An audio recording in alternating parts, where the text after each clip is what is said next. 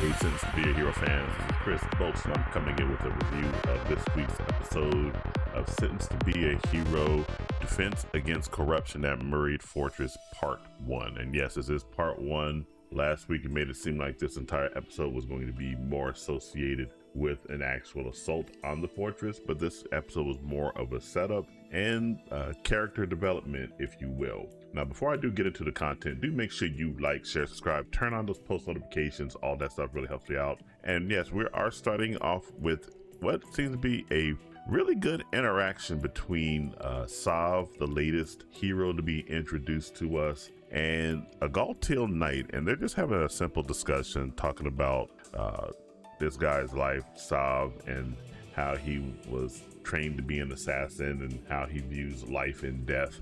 And Sav is a pretty boisterous, loudmouth assassin. He's really good at what he does and everything. He doesn't view life the same way that some of us do. He views human life as just as disposable as anything else. He's alluded to this several times throughout this episode, specifically when he's talking with Xylo. He tells Xylo that when I get pissed off, I just have to kill a human being. When you get pissed off, don't you just like kick a rock or something?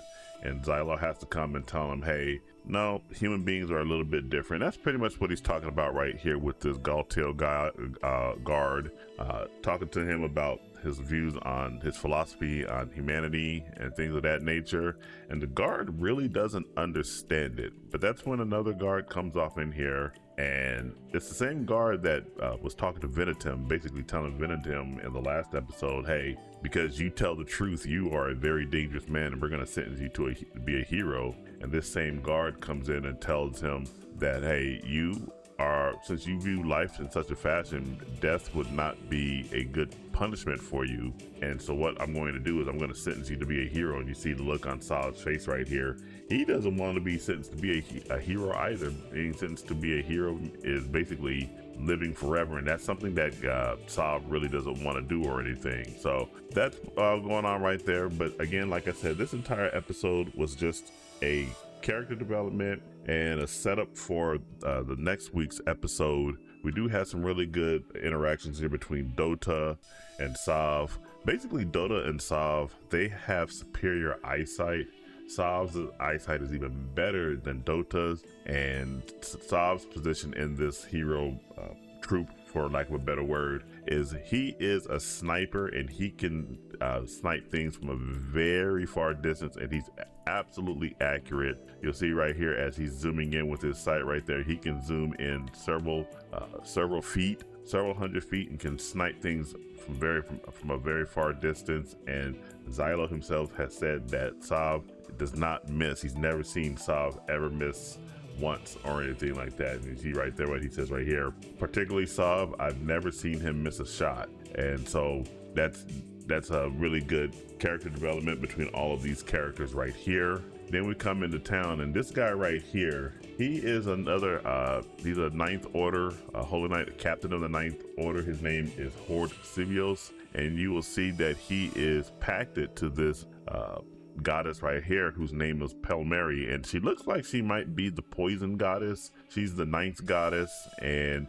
just like with Terrorita with Xylo, she wants to be seen as being useful and wants to get those pats on the head. And Horde, at least unlike Xylo, even though he looks to be very, very not pugnacious, not the right word or anything like that, but off-putting, he actually does acknowledge his goddess and wants to see her succeed and whatnot. And yeah, and then of course they all still have the same discussed with heroes, especially with Xylo, because he's a goddess killer. Now we bring back in Terrorita. Terrorita comes back in. She's very upset that Xylo and Kivia went off by themselves to go adventuring and do all kinds of frolicking. And you see Xylo off there, off the distance. He's ignoring her. Kivia's being very deferential to her because she worships the goddess and has very deep reverence for her.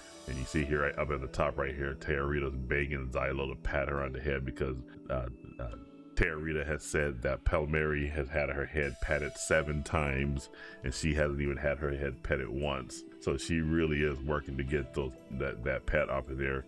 Now we bring back in Hargill, King Hargill, His Majesty. The miners are coming in and they want to help out defend this fortress against the invading fairies. And Hargill says, I'm going to put him to use to help build up the seals, because he's a seal specialist. He can really craft exceptional seals. And right now we got, this is the interaction I was telling you about earlier, where because what Saab had done in this particular instance was one of the slaves was mouthing off against Xylo. This slave right here was mouthing off against Xylo, saying, why should we serve the goddess killer, serve a hero? Heroes are subhuman. And instead of punishing this guy right here, Saab instead actually shot another man and blew his arm off. And that's where Xylo came in and told them, hey,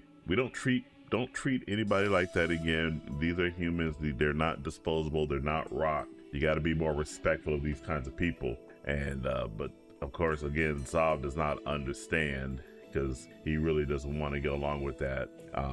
And then we have right here Xylo again, being very prideful. Venetum had gotten a message from one of the local nobles who wants to send over troops to help with the fight against the invading fairies. And Xylo's like, nah, we don't want any of their help. We just want to be able to do this on our own. We don't want to sacrifice any more humans to fight against these fairies, because the fairies are very dangerous. And two other heroes that he was asking about, Jace and Neely, Jace has refused to go and join, and then another one, there's another hero that they were asking about, not Neely.